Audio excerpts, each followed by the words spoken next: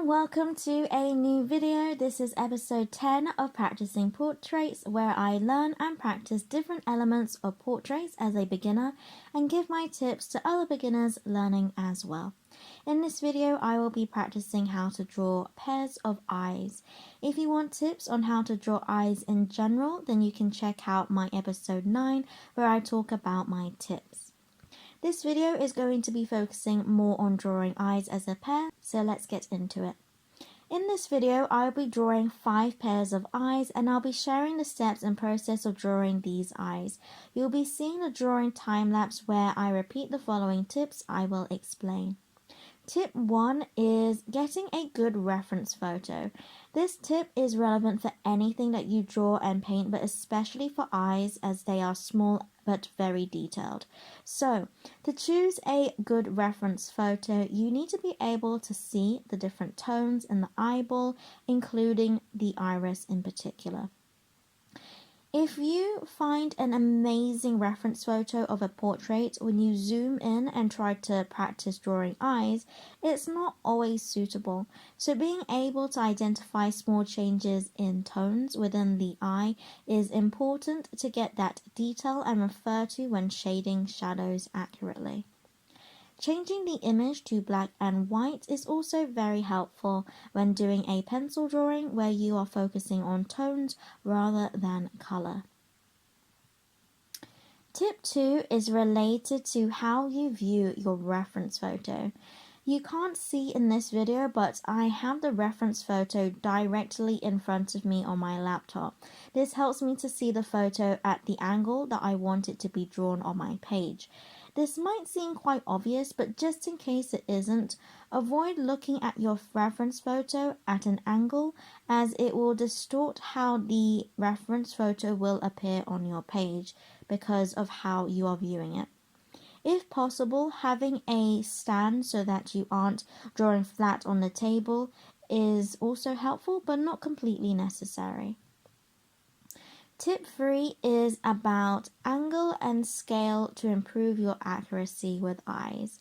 When trying to make sure that the eyes are in line with each other, I place my pencil over both of the eyes on my reference and see the angle that they are at. Is the right eye higher than the left, and how steep is this angle?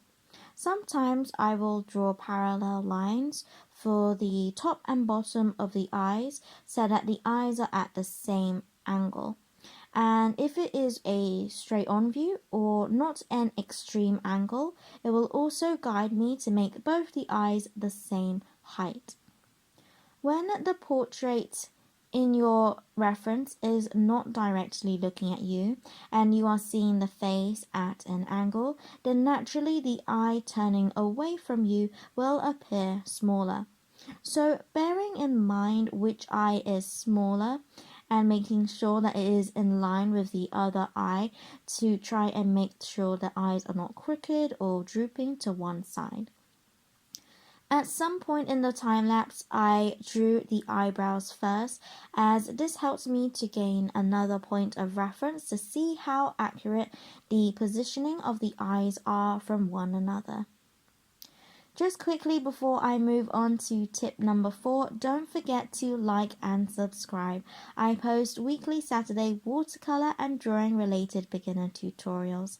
So if that sounds like fun to you, then subscribe and create with me. I would really appreciate it. Okay, back to the video. Tip number 4, when I am drawing eyes, like when drawing anything else, the initial sketch is important to get accurate before you add shading and detail.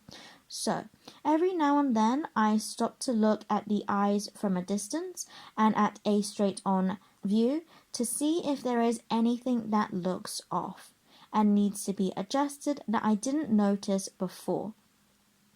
I particularly look for the pupils and see if they are suggesting where the eyes are looking at correctly.